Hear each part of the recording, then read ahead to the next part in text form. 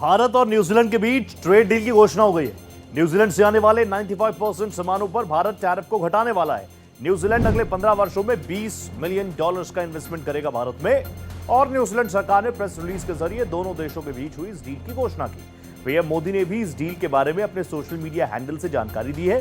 भारत और न्यूजीलैंड के बीच एफटीए समझौते के होने में 9 महीने का समय लग गया।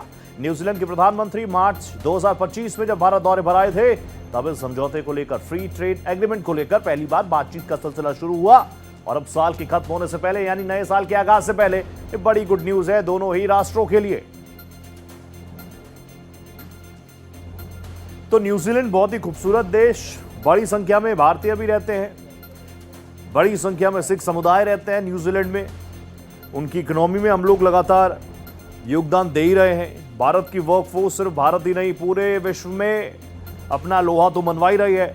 लेकिन अब दोनों राष्ट्र अगर एफटीए में उतरते हैं तो this is a very good news, big news.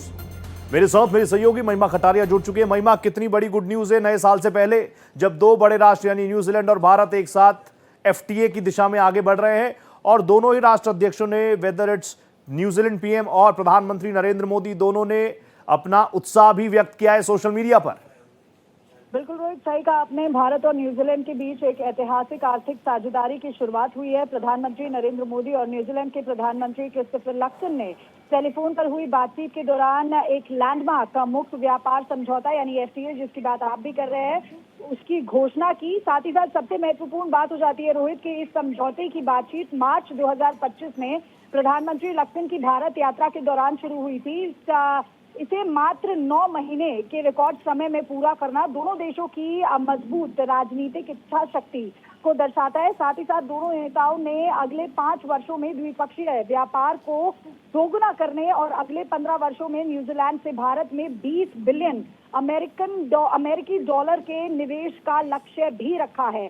तो अपने आप में ये एक बहुत ही महत्वपूर्ण और बड़ा जो घोषणा है दोनों ही प्रधानमंत्रियों ने करी है। साथ ही साथ अगर हम एफटीए की बात करते हैं, इस एफटीए की बात करते हैं तो दोनों देशों के किसानों, उद्यमियों, इनोवेटर्स, एमएसएमई, छात्रों और युवाओं के लिए एक नए अवसर खुलेंगे और ये न केवल आर्थिक बल्कि दोनों देशों की बीच रणनीतिक सहयोग को भी मजबूती प्रदान करेगा। तो लाजमी सी बात है जिस तरीके से आज प्रधानमंत्री नरेंद्र मोदी ने अपने एक्स पोस्ट में ये साझा किया कि किस तरीके से महज 9 महीने के अंदर जो एफटीए है मार्च 2025 में जब और दोनों ही देशों के लिए एफटीए कहीं ना कहीं एक बड़ा माइलस्टोन जरूर साबित होगा। महिमा, बहुत धन्यवाद, आप जुड़ी मेरे साथ। Pleasure, thank you so much.